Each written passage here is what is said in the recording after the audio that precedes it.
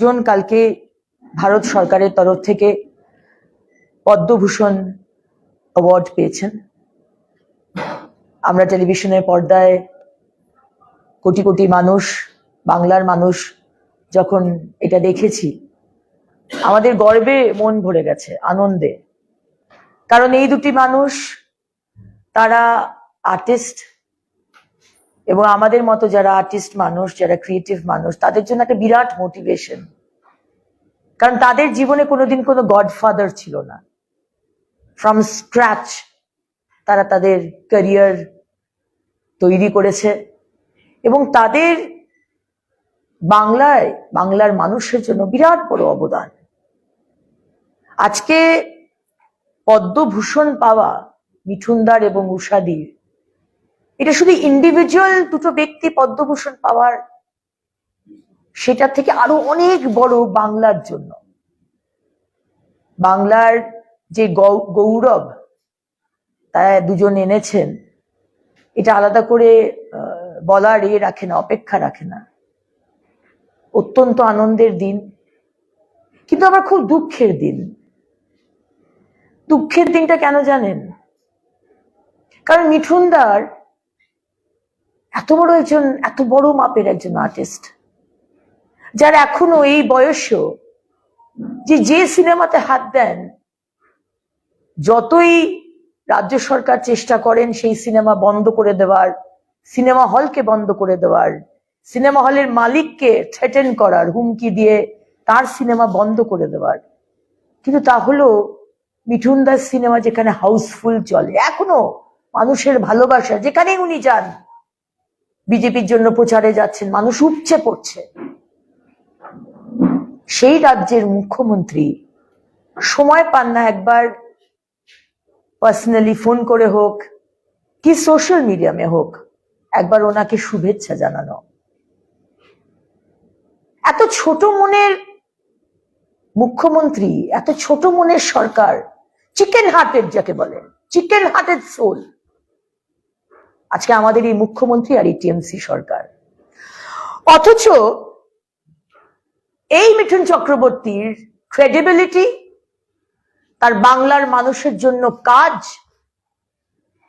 তার বাংলার মানুষের জন্য সিনেমার কাজ, তার বাংলার মানুষের জন্য সোশ্যাল কাজ, সবকিছুকে ব্যবহার করে যখন রাজ্যসভায় এই টিএমসি কংগ্রেস যখন পাঠিয়েছিল, তাকে ব্যবহার করে আমাদের পার্টি বিজেপি কিন্তু কোন রকম একটি টু শব্দটি করেনি, একটা শব্দের বিরোধিতা করেনি। কিন্তু আজকে যখন এই মিঠুন চক্রবর্তী পদ্মভূষণ পেলেন, যেহেতু উনি 2021 সালে ভারতীয় জনতা পার্টি জয়েন করেছেন, সেই জন্য রাজ্য সরকারের তরফ থেকে একটা শুভেচ্ছা বার্তা তার পাওয়া কি উচিত ছিল না? আজকে এই ধরনের যে সংস্কৃতি, এটা আগে ছিল না। যে আজকে যে কেউ, যে যত বড় মাপের মানুষ হোক, তার পার্সোনাল লাইফে সে যত বড় ট্যালেন্টেড মানুষ হোক, আজকে সে যদি সরকারের বিপক্ষে বা বিরোধী পক্ষের সদস্য হন, তাকে সম্মান জানানো যাবে না, তাকে একটি মেসেজ বা একটি কল করা যাবে না, তাকে সম্পূর্ণভাবে বয়কট করে রাখা হবে। এই কালচার কিন্তু courtesy Mamata Banerjee, courtesy TMC সরকার। এবং আমরা এটা আগেও দেখেছি। International film festival, Shahrukh Khan, of course উনি অনেক বড় মাপের নেতা, অ্যাক্টর, কিন্তু তাকে ডাকা হয়, বিভিন্ন অভিনেতা অভিনেত্রীকে ডাকা হয়, কিন্তু যে অভিনেতা বাংলার অভিনেতা, বাংলার মানুষের অভিনেতা, পশ্চিমবঙ্গ বলতে যে অভিনেতার কথা প্রথম সারিতে আসে, প্রথমে আসে, সেই মিঠুন চক্রবর্তীকে ইন্টারন্যাশনাল ফিল্ম ফেস্টিভ্যালও ইনভিটেশন পাঠানো হয় না। এ কোন সংস্কৃতি শেখাচ্ছেন মমতা ব্যানার্জি? কোন সংস্কৃতি বাংলাতে নিয়ে এসেছেন? আপনি রাজনীতি করুন, আপনি ভালো রাজনীতিবিদ, প্রতিটা বিষয়ে আপনি রাজনীতি করেন, কিন্তু এই সংস্কৃতি অন্তত পশ্চিমবঙ্গে এনে পশ্চিমবঙ্গের যে সংস্কৃতি এবং যে পরিবেশ আপনি তাকে কলুষিত করছেন। আজকে কালীপদ সরেন, মুখ্যমন্ত্রীর দ্বিচারিতা দেখুন। কালীপদ সরেন, ওনাকে আমরা পদ্মশ্রী দিলাম 2022-এ, তারপরে এই 2024-এ 1 মার্চ তাকে পশ্চিমবঙ্গ সরকার দিল বঙ্গবিভূষণ। বঙ্গবিভূষণ পাওয়ার পরে তিনি হয়ে গেলেন টিএমসির ক্যান্ডিডেট। মানে বঙ্গবিভূষণ যদি আপনি নেন বা রাজ্য সরকারের যে কোনো অ্যাওয়ার্ড, তাতে কিন্তু রাজ্য সরকার আপনাকে সম্মান দেবে, কিন্তু ভারত সরকারের আপনি যদি অ্যাওয়ার্ড নেন তাহলে কিন্তু স্টেট গভর্নমেন্ট বা রাজ্য সরকারের যারা যারা আধিকারিক বা বড় বড় নেতা রয়েছেন তারা কিন্তু আপনাকে সম্মান জানাতে পারবে না, কারণ ওই যে আপনি কেন্দ্র সরকারের অ্যাওয়ার্ড পেয়েছেন। সুতরাং এখানে কালীপদ সরেন বাবু বঙ্গবিভূষণ পেয়ে ক্যান্ডিডেট হয়ে গেলেন। আজকে ঝাড়গ্রামের উনি ক্যান্ডিডেট, অথচ গুরুমা কামালি সরেন পদ্মশ্রী পেয়েছিলেন, ভারত সরকার দিয়েছেন, মালদাতে উনি থাকেন। খুব রিসেন্টলি অসুস্থ হয়ে মেডিকেল কলেজে, মালদা মেডিকেল কলেজে উনি ভর্তি হন, কিন্তু কি করবেন বলুন, কেন্দ্র সরকারের পদ্মশ্রী পেয়েছেন, তো ওই কামালি সরেন মায়ের একটি বেড জোটেনি। পদ্মশ্রী কামালি সরেন মাটিতে চাদর বিছিয়ে তার চিকিৎসা হচ্ছে। তারপর আমাদের কেন্দ্র সরকার, আমাদের পার্টি ইন্টারভিন করে তাকে সেই সরকারি হাসপাতালে একটি বেডের ব্যবস্থা করে দেয়। ওই যে বললাম, কেন্দ্র সরকারের অ্যাওয়ার্ড পেলে সম্মান পাবেন না, রাজ্য সরকারের অ্যাওয়ার্ড নেন তাতে সম্মান পাবেন। আপনারা জানেন যে এই সরকার এবং মমতা ব্যানার্জি আজকে সম্মানীয় দ্রৌপদী মুর্মুর রাষ্ট্রপতির ক্যান্ডিডেচার নিয়ে কত বিরোধিতা করেছিলেন। আমরা সেই দিনগুলো ভুলিনি, যখন মমতা ব্যানার্জির মন্ত্রী অখিল গিরি তিনি শ্রীমতী দ্রৌপদী মুর্মু তার চেহারা, তার রূপ নিয়ে কথা বলেছিলেন অত্যন্ত নোংরা ভাষায়। আমরা লজ্জিত হয়েছিলাম, বাংলার মহিলা, বাংলার নারী হয়ে এই সংস্কৃতি মমতা ব্যানার্জি এগিয়ে নিয়ে যাচ্ছেন, এগিয়ে বাংলা, আমাদের লজ্জা দেয়। এবং আজকে যে আদিবাসীদের নিয়ে তারা এত বড় বড় কথা বলে, অথচ শ্রীমতী দ্রৌপদী মুর্মুকে তার রূপ নিয়ে অপমান করে, এবারেও সেই আদিবাসী ভাই দুখু মাঝি 5000 গাছ লাগিয়েছেন। তার এটাই নেশা, পরিবেশকে সবুজ করে তোলা। সেই দুখু মাঝিকে, পুরুলিয়ার দুখু মাঝি, আমাদের আদিবাসী ভাই, আমরা গর্বিত, তাকে ভারত সরকার 2024 পদ্মশ্রীতে তাকে অ্যাওয়ার্ড দিয়েছেন, তাকে সম্মান জানিয়েছেন। আমাদের তো বলা হয় আমরা খুব কমিউনাল, আমরা সবকা সাথ, সবকা বিকাশ, সবকা বিশ্বাস, সবকা প্রয়াসের কথা বলি, আমরা নেশন বিল্ডিং এর কথা বলি, আমরা কমিউনাল হই নাকি, কিন্তু তারপরেও গুজরাটে সংখ্যালঘু ভাইরা আমাদের সরকারি চাকরি করে প্রায় 8%-এর উপর। আর আমাদের পশ্চিমবঙ্গে আমাদের মুখ্যমন্ত্রী সংখ্যালঘুদের দুধেল গরু বলেন, কিন্তু সেই সম্প্রদায়ের মানুষ less than 4% সরকারি চাকরি করছে। আজকে সেই মানুষদের বকটুইতে জ্যান্ত জ্বালিয়ে দেওয়া হয়, আর সেই সম্প্রদায়ের মানুষের মধ্যে থেকে ডাক্তার, ইঞ্জিনিয়ার বা ইসরো সায়েন্টিস্ট হয় না। তারা কমিউনাল নয়, কিন্তু আমাদেরকে কমিউনাল বলা হয়। কমিউনাল আমি জানি না সেটা ভারতবর্ষের মানুষ বলবে, কিন্তু এবারে সম্মানিয়া তাকদিরা বেগম আমার জন্য তো অত্যন্ত গর্বের, যেহেতু আমার প্রফেশন এবং তার প্রফেশন এক। কাঁথা এমব্রয়ডারিতে আজকে বীরভূম থেকে তাকে পদ্মশ্রী দেওয়া হয়েছে। তাকদিরা বেগম, তিনি কিন্তু সংখ্যালঘু সম্প্রদায়ের। সেখানে কিন্তু দেখা হয়নি তিনি কোন ধর্মের। তার যে কাজ, তার যে পারদর্শিতা, তার যে ট্যালেন্ট, সেইটাকে তুলে ধরার জন্য ভারত সরকার তাকে অ্যাওয়ার্ড দিয়েছেন।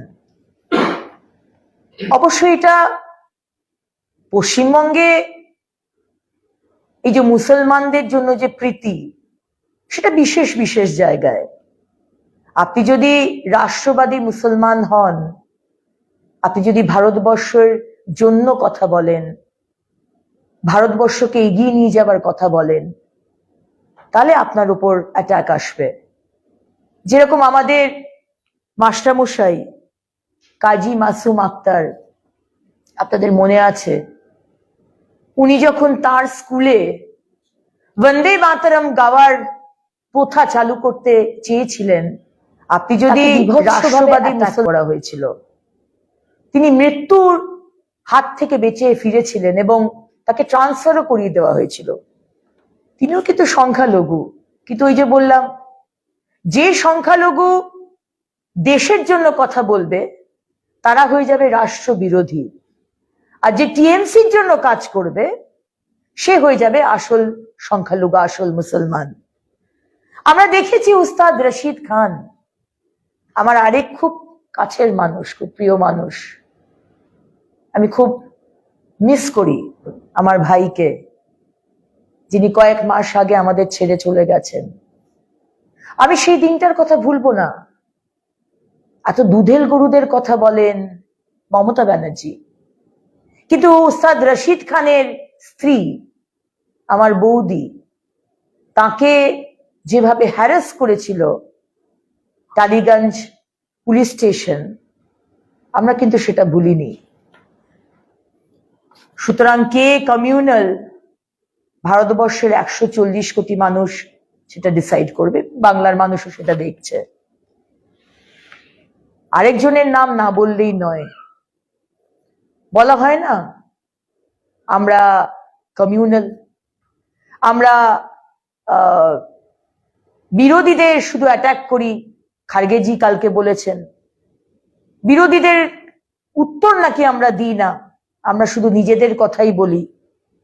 কিন্তু আপনাদের মনে থাকবে বীরভূমের 1 টাকার ডাক্তার, 1 রুপিস ডক্টর যাকে বলা হতো, ডক্টর সুশোভন ব্যানার্জি, তাকে পদ্মশ্রী দেওয়া হয়েছিল 2020 সালে। ভারত সরকার দিয়েছিলেন, আমাদের কেন্দ্র সরকার দিয়েছিলেন। উনি মারা যান 2022 সালে।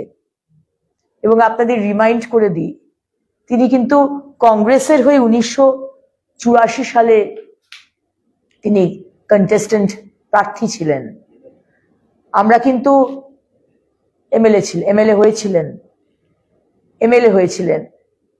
আমরা কিন্তু কোন দলের সেটা কিন্তু আমরা দেখিনি, আমরা সেই মানুষটার ট্যালেন্ট দেখেছি। তাই আজকে আমাদের জন্য যেমন আনন্দের দিন যে আমাদের এক দাদা এবং এক দিদি পদ্মভূষণ পেয়েছেন, আমরা গর্বিত। পশ্চিমবঙ্গের 9 কোটি 10 কোটি মানুষ গর্বিত। কিন্তু আজকে আমাদের চিফ মিনিস্টার, আমাদের পশ্চিমবঙ্গের ক্যাপ্টেন অফ দ্য শিপ, তিনি আজকে যে সংস্কৃতি ছড়াচ্ছেন, তৃণমূলের নাম লেখালেই সম্মান পাবে, তৃণমূলের নাম না লেখালে তুমি ভারত রত্ন পাও, তাহলেও তোমাকে কেউ পশ্চিমবঙ্গে অন্তত সম্মান দেবে না। এই যে সংস্কৃতি, একে আমি ধিক্কার জানাই। মমতা ব্যানার্জি, আপনার সংস্কৃতিকে আমি ধিক্কার জানাই।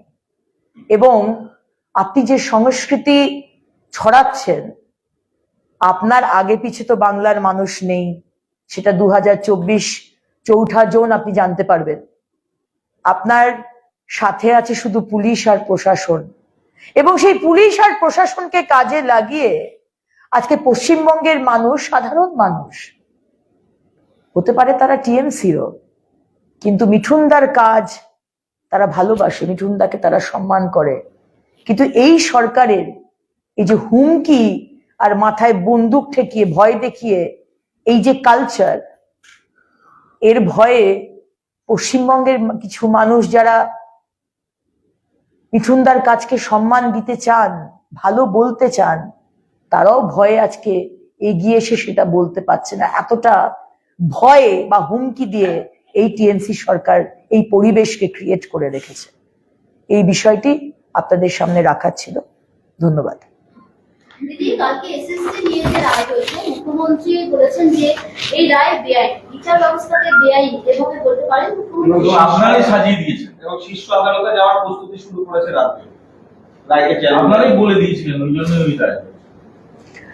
আমার খুব অবাক লাগে যে মুখ্যমন্ত্রী যে কোনো বেআইনি বা যে কোনো ক্রিমিনাল অ্যাক্টিভিটিস বা যে কোনো ক্রিমিনাল, তার পাশে দাঁড়ান কেন? উনি বলেন উনি সততার প্রতীক, উনি বলছেন উনি দুর্নীতির মধ্যে নেই। আমরা জানি এই এসএসসির নিয়োগ দুর্নীতি ওনার নির্দেশে হয়েছে। ওনার দলের সুপ্রিমো পার্থ চট্টোপাধ্যায় জেলাতে এজেন্ট ফিক্স করে কারা কারা চাকরি বিক্রি করবে, ঘুষ দেবে, চাকরি কিনবে, তাদের টাকা পুলিশের গাড়িতে করে কলকাতায় আসতো, শান্তিনিকেতন এবং কালীঘাটে। মমতা ব্যানার্জি জানতেন না? আপনি তো পুলিশ মন্ত্রী, আপনি সব জানতেন। আপনার নির্দেশে এই চুরি হয়েছে। আজকে যাদের যাদের চাকরি গেছে, তার মধ্যে যারা ঘুষ দিয়ে চাকরি পেয়েছে তাদের তো গেছেই, এবং যারা ঘুষ দেয়নি তাদেরও গেছে। সুতরাং আদালত থেকে বলা হয়েছে 12% সুদ সমেত টাকা ফেরত দিতে হবে। আমি বলবো যাদের চাকরি গেছে, আপনারা টিএমসির যে নেতাদেরকে টাকা দিয়েছেন, ঘুষ দিয়েছেন, তাদের বাড়ি ঘেরাও করুন। তাদের বাড়ি ঘেরাও করে বলুন কেন গেল আপনাদের চাকরি। মুখ্যমন্ত্রী তো এত বড় বড় কথা বলে এসেছেন, এফআইআর করুন থানাতে গিয়ে। এবং সামনে তো মুখ্যমন্ত্রীকে পাবেন না, আপনাদের ওখানে যে তৃণমূলের প্রার্থী রয়েছে তাকে ঘেরাও করুন।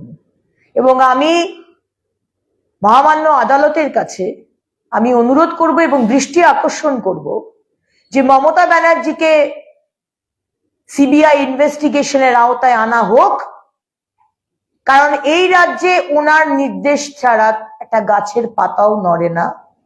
দরকার হলে ওনাকে অ্যারেস্ট করা হোক এবং অ্যারেস্ট করে ওনার জিজ্ঞাসাবাদ হোক। কারণ কি কেউ আইনের ঊর্ধ্বে নয়, মমতা ব্যানার্জি আপনিও নন। দুর্নীতি হয়েছে, 26,000 ছেলে মেয়ের চাকরি গেছে, মিনিমাম 26,000 ইন্টু 4, একটি পরিবার যদি আমি ধরি। গতকাল একটি অত্যন্ত অন্ধকারের দিন, আজকে কবিগুরু রবীন্দ্রনাথ ঠাকুর, স্বামী বিবেকানন্দ, ঈশ্বরচন্দ্র বিদ্যাসাগরের পশ্চিমবঙ্গে কালকে ছিল একটি অত্যন্ত অন্ধকারের দিন, এবং এর দায় সম্পূর্ণভাবে মমতা ব্যানার্জিকে নিতে হবে। তিনি একটা গোটা প্যানেল বাদ হওয়ার কারণে যোগ্য যারা ছিল তাদেরও চাকরি চলে গেল, সেক্ষেত্রে তারাও এই মুহূর্তে রাস্তায় বসে বিক্ষোভ দেখাচ্ছে, প্রতিবাদ জানাচ্ছে। আজকে এই বিষয়টি যদি সরকার দেখতেন, কিন্তু সরকার বারবার তারা বলেছেন সুপার নিউমেরিক্যাল পদ ক্রিয়েট করে তাদেরকে চাকরি দিয়ে দেওয়ার ব্যবস্থা করেছেন। এবং আদালত আগেও বিচারপতি বলেছেন, এখনো বলেছেন যে কোন এখতিয়ারে এই সুপার নিউমেরিক পদ ক্রিয়েট করা হয়, কারা করেছে, কাদের নির্দেশে হয়েছে, কার নির্দেশে হয়েছে এটা তো আমরা খুব ভালো করেই জানি। যার নির্দেশে হোক তাকে অ্যারেস্ট করা হোক, তাকে জিজ্ঞাসাবাদ করা হোক। অনেক হয়েছে। পশ্চিমবঙ্গকে ধ্বংস আপনি একা করবেন না, আপনি একা দায়িত্ব নিয়ে ধ্বংস করে যাবেন আর আমরা জনতা জনার্দন দেখবো বসে বসে, এটা হবে না। সুতরাং আমি মহামান্য আদালতের দৃষ্টি আকর্ষণ করছি। অভিজিৎ গঙ্গোপাধ্যায় কালকে বলেছেন হাইকোর্ট কোমরে বেঁধে টাকা আদায় করা উচিত এবং মুখ্যমন্ত্রীর পদত্যাগ দাবি করেছেন। অবশ্যই মুখ্যমন্ত্রীর পদত্যাগ তো করবেনই। আমি যে বললাম মুখ্যমন্ত্রীকে অ্যারেস্ট করে সিবিআই তদন্তের আন্ডারে আনা হোক। উনি বলুন যে উনি কি করে না জানতেন। ওনার পুরো ক্যাবিনেট এই ডিসিশন দিয়েছে। ক্যাবিনেটকে বরখাস্ত করা হোক, সরকারকে বরখাস্ত করা হোক। এত বড় স্ক্যাম, এত বড় অন্যায়, এর শাস্তি হওয়া দরকার। এক ঝটকায় প্রায় 26,000 জনের চাকরি গেল, তারা ভোটকর্মী হিসেবেও কাজ করছিলেন।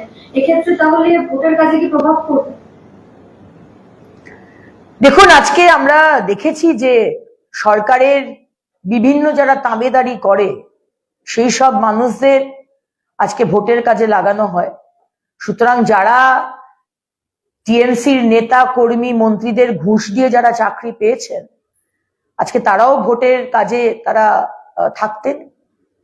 আমার মনে হয় যে জনার্দনের অনেক সৌভাগ্য যে এই ধরনের যারা দুর্নীতিগ্রস্ত মানুষ তারা যে ভোটে বসবেন না, ভোটের কাজে বুথে বসবেন না, অন্তত সেই দিক থেকে কিছুটা নিশ্চিন্ত হওয়া গেল। রাজ্য তো সুপ্রিম কোর্টে যাচ্ছে, চ্যালেঞ্জ জানিয়ে, সেটা নিয়ে একটু বলুন। সুপ্রিম কোর্টে যাচ্ছেন কেন? যারা ওএমআর শিট আপনারা ধ্বংস করে দিয়েছেন, আপনারা ঘুষ নিয়ে তাদেরকে চাকরি দিয়েছেন, সুপার নিউমেরিক পদ ক্রিয়েট করে আপনি তাদেরকে বাঁচাবার চেষ্টা করেছেন, আপনার মন্ত্রীরা, আপনার ইউনিভার্সিটির আধিকারিকরা, ভাইস চ্যান্সেলররা সবাই এর মধ্যে যুক্ত। একটা সিন্ডিকেট চালিয়ে আপনারা চুরি করেছেন। চুরিটা তো হলো, ভেবে দেখুন তো আজকে আমাদের ভবিষ্যৎ, আমাদের সন্তানরা, আমাদের নেক্সট জেনারেশনকে কার হাতে আমরা তুলে দিচ্ছি, কার হাতে তুলে দিতে বাধ্য করছে আমাদের এই টিএমসি সরকার, যাদের কোনো জ্ঞান নেই, যাদের কোনো শিক্ষা নেই।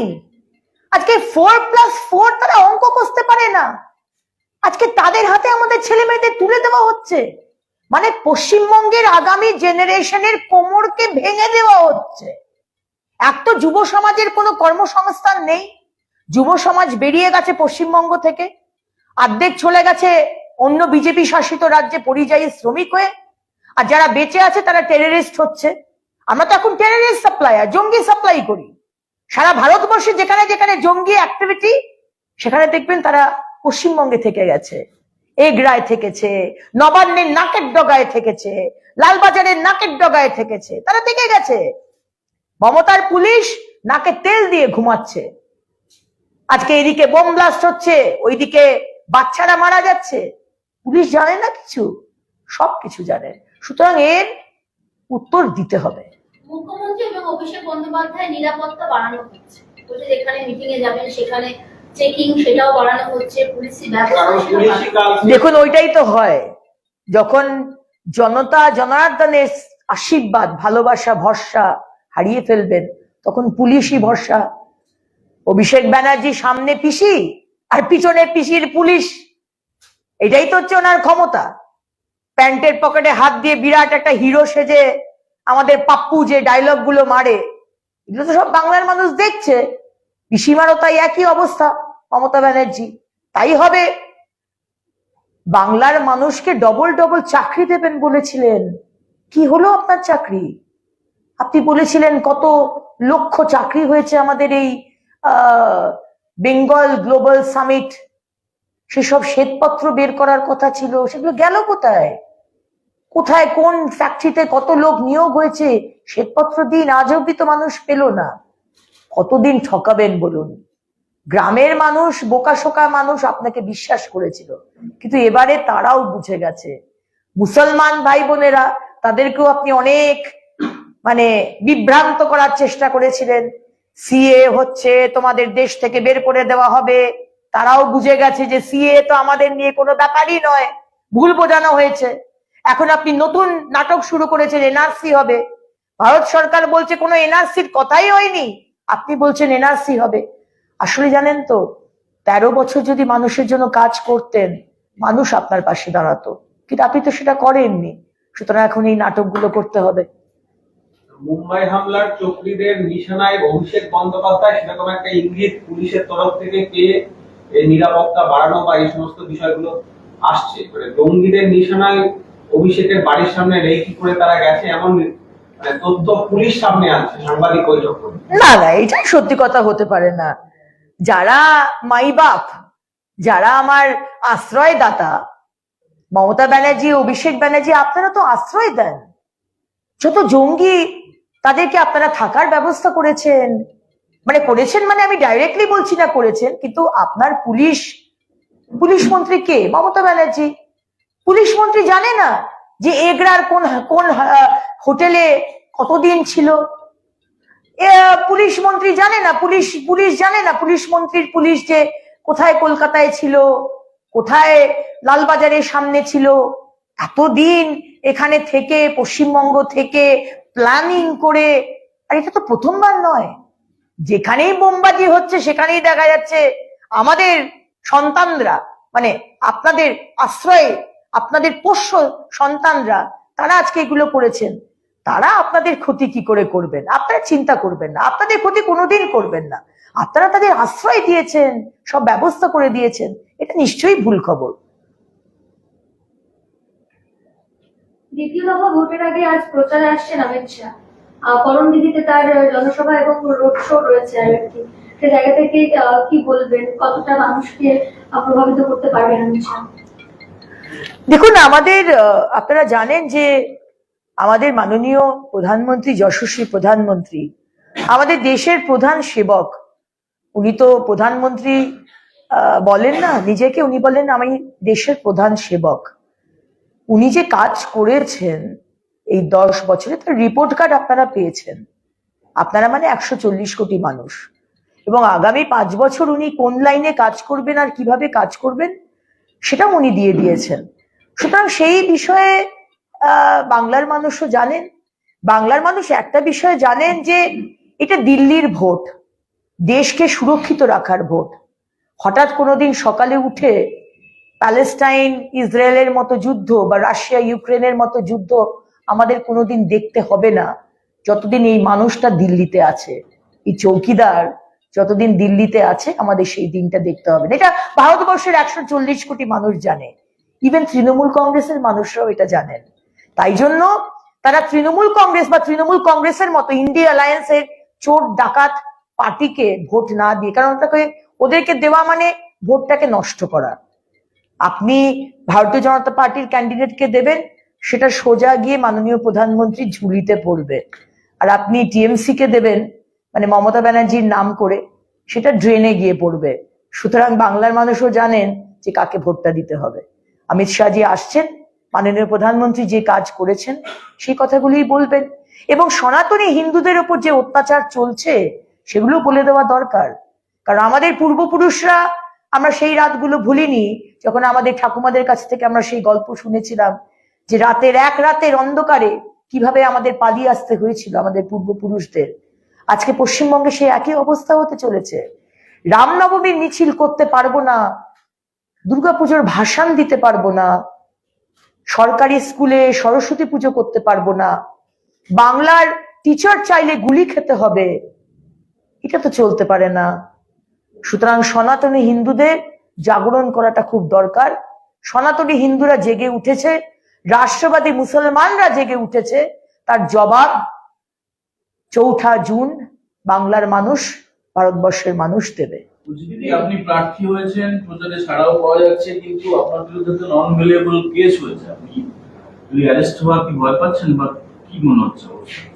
দেখুন, যেদিনকে বিজেপিতে নাম লিখিয়েছি সেদিন থেকে জানি যে মানুষের জন্য লড়াই করতে এসেছি। আর মেদিনীপুরের প্রার্থী হওয়ার পরে মেদিনীপুরের পুলিশ আমার পিছনে পড়ে গেছে। তারা আমাকে একের পর এক কেস দিয়ে ভাবছে যে আমাকে ভয় খাইয়ে দেওয়া যাবে, দমিয়ে দেওয়া যাবে। কিন্তু আমি তো আমার দিক থেকে কোনো অন্যায় করিনি, আমি তো কোনো অশালীন শব্দ ব্যবহার করিনি, কোনো আনপার্লামেন্টারি ল্যাঙ্গুয়েজ, কোনো আনকনস্টিটিউশনাল ওয়ার্ড, কারুর গায়ে হাত দেওয়া, কাউকে মারধর করা আমি তো কিচ্ছু করিনি। আমি তো সনাতনী হিন্দুদের তাদের অধিকারের পাশে দাঁড়িয়েছি। আমি বলেছি খড়গপুরের আইসি কে আগের বছর রামনবমীর মিছিলে যা নিয়ম ছিল সেই নিয়ম এই বছর রাখতে হবে। আমি কোনো এক্সট্রা পার্কস চাইছি না, আর আমি কোনো চাইছি না যে আপনি কোনো স্যাংশন রাখুন, এটা করতে পারবেন না, 4টের গাড়ি দিতে পারবেন না, 9টার মধ্যে শেষ করতে হবে। আপনি যে গাড়িতে যে বোর্ড লাগানো থাকে অস্ত্র দিয়ে, সেই বোর্ড লাগাতে পারবেন না। তো এই নিয়মগুলো অন্য সম্প্রদায়ের মানুষ যখন উৎসব করে, ফর এক্সাম্পল মুহররম, 2023 মুহররম হয়েছে, তার ভিডিও আমাদের কাছে আছে।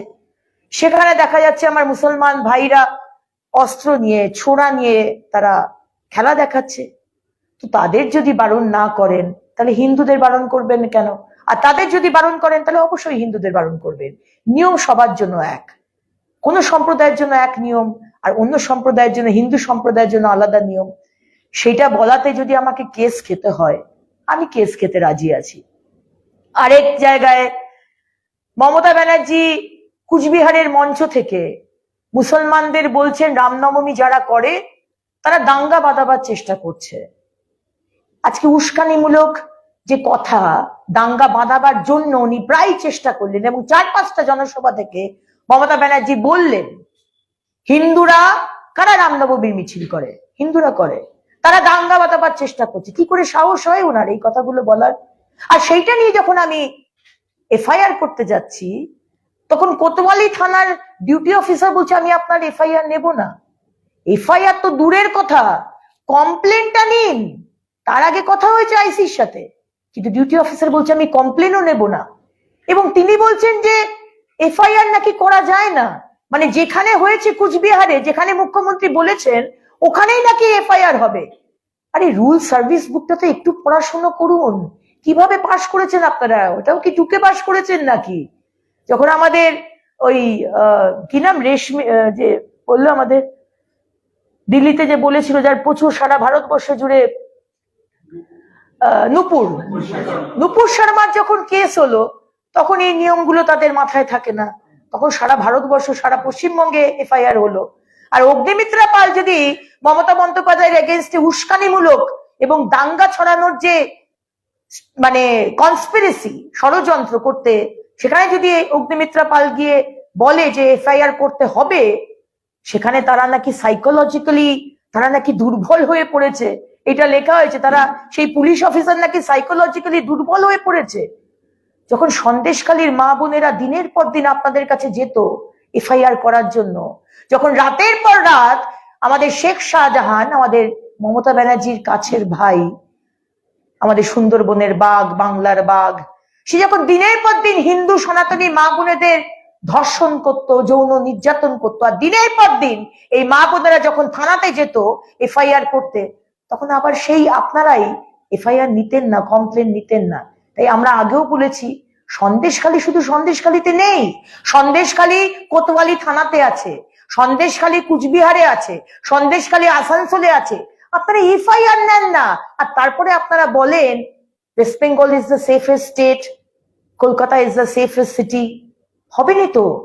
আপনারা যদি রিপোর্টই না নেন, মানে কমপ্লেনই না নেন, আর সেই রিপোর্ট আপনারা যদি দিল্লিতে পাঠান, তাহলে শুধু ভারতবর্ষের মধ্যে কেন, সারা পৃথিবীর মধ্যে পশ্চিমবঙ্গ সর্বদাই, যতদিন আপনাদের সরকার রয়েছে, will be the safest state.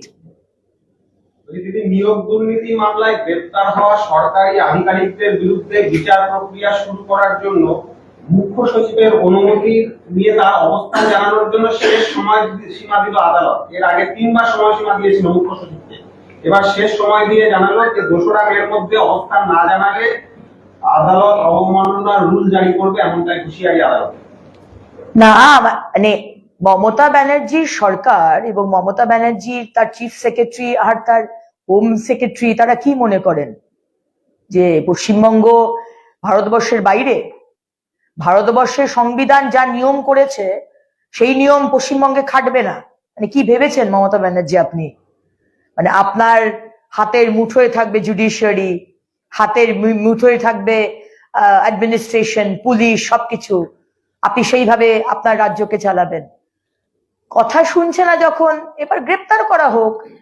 Chief secretary যদি মনে করেন যে তাবেদারি করে যাবেন মুখ্যমন্ত্রী আর জুডিশিয়ারির কথা শুনবেন না, আদালতের কথা শুনবেন না, গ্রেপ্তার করা হোক ওনাকে। সবাই ঠিক পরে লাইনে চলে আসবে, তারা যখন দেখবে চিফ সেক্রেটারি গ্রেপ্তার হয়েছে তখন বাকিরাও ঠিক লাইনে চলে আসবে। অনুব্রতহীন বীরভূমে আজকে নির্বাচনী প্রথম সভা করছেন মুখ্যমন্ত্রী, তিনি তো অনেক কিছু বার্তা দেবেন। বীরভূমের মানুষ কি বার্তা দেবেন মুখ্যমন্ত্রীকে? বীরভূমের মানুষ বার্তা দেবে যেদিনকে তাদের ভোট হবে, বোধহয় 13ই মে বীরভূমের ভোট। 13ই মে, ওই দুর্গাপুর বর্ধমানের সাথেই বোধহয়, যতদূর আমার মনে হয়। সুতরাং তারা জবাবটা দেবে ওই 13ই মে, যাদেরকে পঞ্চায়েতে ভোট দিতে দেওয়া হয়নি, যাদের ওপর সমানে এই বাংলার বাঘ আরেক বাঘ যে অত্যাচার করে গেছে দিনের পর দিন, এবং মমতা ব্যানার্জি তাকে বাঁচাবার চেষ্টা করেছে। কি হলো? সেই তো আজকে জেলের মধ্যে পড়ছে বেচারা অনুব্রত। কে দাঁড়ালো বলুন তো আপনার পাশে? আজকে আমাদের পার্থ চট্টোপাধ্যায়, এত তো বড় বড় কথা আপনার দিদিমা বলেছিলেন, দিদিমণি, কে দাঁড়ালো আপনাদের পাশে? আজকে আমাদের জ্যোতিপ্রিয় কে দাঁড়ালো? আজকে আমাদের কালীঘাটের কাকু, কদিনের মধ্যে গলার টেস্ট চলে এসছে, কদিনের মধ্যে বেরিয়ে যাবে এবার সবকিছু। কাকুর মনিব কে, সে তো বাংলার মানুষ জানে, এবার সে কোন জেলে যাবে সেগুলো সব দেখা হচ্ছে। সুতরাং কেউ বাঁচবে না। যতই গিয়ে মমতা ব্যানার্জি আজকে বড় মিছিল করুন, বড় সভা করুন, লোককে আবার করে নতুন করে বিভ্রান্ত করার চেষ্টা করুন, আপনাদের চাকরি যাবে না, আমি উচ্চ আদালতে যাব, বাঁচাবো, কেন? দুর্নীতি করেছেন আপনি, দুর্নীতিগ্রস্ত মানুষদের পাশে আপনি দাঁড়াচ্ছেন কিসের জন্য? বরাবর শেখ শাহজাহান যত ক্রিমিনাল তাদের পাশে আপনি দাঁড়ান। কারণ কি আপনার সরকার আজকে ক্রিমিনালরা চালায়, আপনি তো চালান না, আপনার দ্বারা আজকে ক্রিমিনালরা আপনার সরকার চালায়।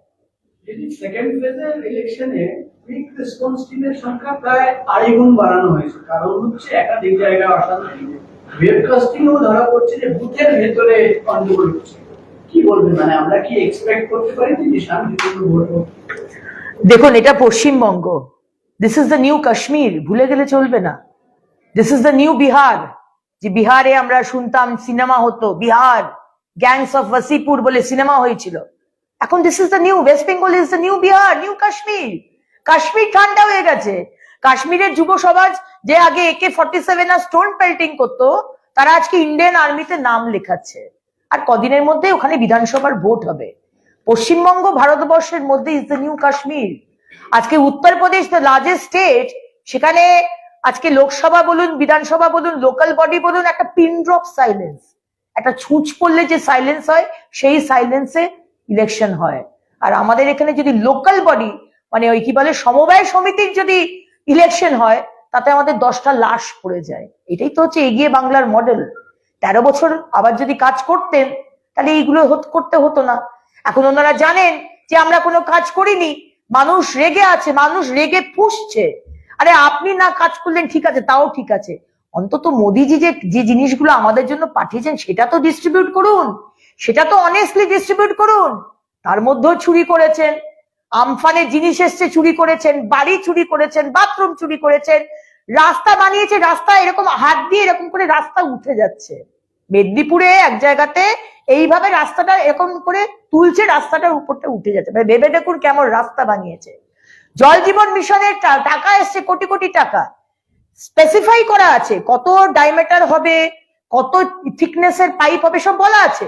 কিন্তু সেখানেও চুরি, সরু পাইপ, নিম্নমানের কোয়ালিটির পাইপ তারা লাগাচ্ছে। সব জায়গা থেকে চুরি, নদী থেকে চুরি, নদীর জল চুরি, নদীর বালি চুরি, নদীর পাথর চুরি। মমতা ব্যানার্জি, আপনাকে দায় নিতে হবে, এই চুরির দায় আপনাকে নিতে হবে, এবং বাংলার মানুষ তার জবাব দেবে, খুব শীঘ্রই তার জবাব দেবে। তৃণমূলের ফেসবুক পেজে অভিযোগ হয়েছিল কয়েক ঘন্টা আগে, যেটা হচ্ছে আপনাদের বিজেপি রাজ্য সভাপতি সুকান্ত মজুমদার, তিনি বলেছেন যে লাঠিতে তেল মাখিয়ে রাখো কেন্দ্রীয় বাহিনী, বল এলে সোজা মাঠে সরকার খেলা হবে, সেটাকে নিন্দা করেছে। দেখুন, তৃণমূলের মুখে কি এটা মানায়? তৃণমূল যে ধরনের অত্যাচার, বা যেটা আপনি বললেন যে বুথের মধ্যে ঢুকে রিগিং করছে, রিগিংটা করছে কে? সরকার করছে। আজকে মমতা ব্যানার্জি এত অসুবিধা হচ্ছে কেন যে কেন্দ্র ফোর্স আসছে, আজকে স্টেট ফোর্সকে কেন রাখা হয়নি, কেন অসুবিধাটা কোথায় হচ্ছে? তার তো খুশি হওয়া উচিত যে না, তার যদি কনফিডেন্স থাকে তার বলবে তার অবাধে ভোট হোক, আই এম কনফিডেন্ট আমি জিতবো, অবাধে ভোট হোক, কোনো অশান্তির দরকার নেই। কিন্তু উনি জানেন যে মানুষকে উনি কিছু দেননি, ঠকানো ছাড়া উনি মানুষকে কোনো কিছু দেননি, সেই কারণেই আজকে ওনাকে এগুলো করতে হচ্ছে। এবং এই যে কেন্দ্র ফোর্সের কথা আপনি বললেন, লাঠিতে তেল মাখিয়ে রাখা, দেখুন আমরা হচ্ছে ডক্টর শ্যামাপ্রসাদ মুখার্জির সন্তান, ঠিক আছে না? আমরা খুব ভদ্র জাত। ভারতীয় জনতা পার্টির কার্যকর্তারা অত্যন্ত ভদ্র এবং রাষ্ট্রবাদী, কিন্তু আমাদের ভদ্রতার কাছে যদি আপনারা উইকনেস ভাবেন তাহলে কিন্তু আপনারা খুব ভুল করবেন।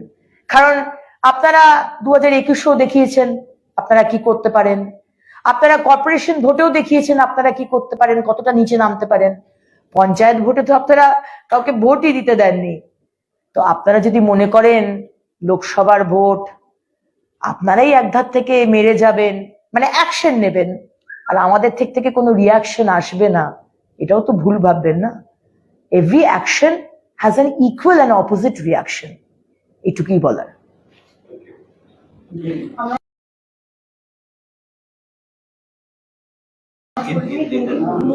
in